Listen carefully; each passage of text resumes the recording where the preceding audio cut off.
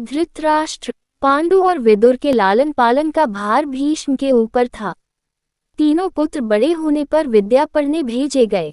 धृतराष्ट्र बल विद्या में, पांडु धनुर्विद्या में तथा विदुर धर्म और नीति में निपुण हुए।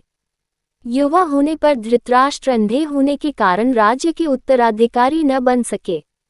विदुर दासी पुत्र थे, इसलिए पांडु को ही हस्तिनापुर का राजा घोषित किया गया। भीष्म ने धृतराष्ट्र का विवाह गांधार की राजकुमारी गांधारी से कर दिया। गांधारी को जब ज्ञात हुआ कि उसका पति अंधा है तो उसने स्वयं अपनी आंखों पर पट्टी बांध ली। उन्हीं दिनों यदुवंशी राजा शूरसेन की पोषित कन्या कुंती जब सयानी हुई तो पिता ने उसे घर आए हुए महात्माओं की सेवा में लगा दिया। पिता के अतिथि गृह में जितने भी साधु महात्मा, ऋषि मुनि आदि आते, कुंती उनकी सेवा मन लगा कर किया करती थी। एक बार वहां दुर्वासा ऋषि आ पहुंचे।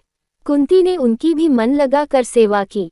कुंती की सेवा से प्रसन्न होकर दुर्वासा ऋषि ने कहा, पुत्री, मैं तुम्हारी सेवा से अत्यंत प्रसन्न हुआ हूँ, अतः तुझे एक ऐसा मंत्र देता हूँ जिसके प्रयोग से तू जिस देवता का स्मरण करेगी वह तत्काल तेरे समक्ष प्रकट होकर तेरी मनोकामना पूर्ण करेगा।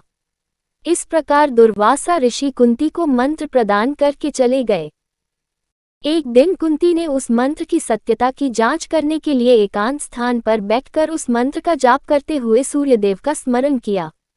उसी क्षण सूर्यदेव वहां प्रकट होकर बोले, देवी, मुझे बताओ कि तुम मुझसे किस वस्तु की अभिलाषा करती हो। मैं तुम्हारी अभिलाषा अवश्य पूर्ण करूंगा।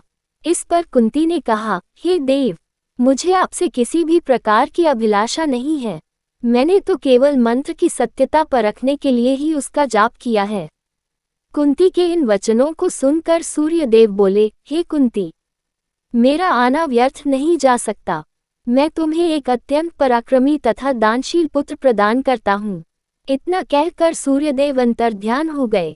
कुंती ने लज्जावश ये बात किसी से नहीं कह सकी।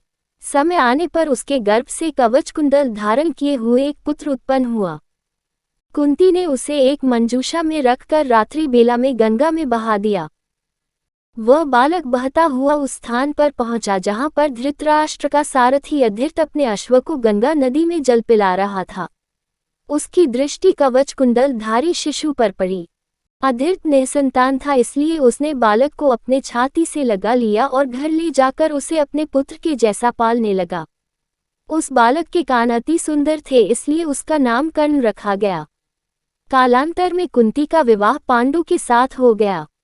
मध्य देश के राजा ने भी पांडु के पराक्रम से प्रभावित होकर अपनी कन्या माद्री का विवाह पांडु के साथ कर दिया।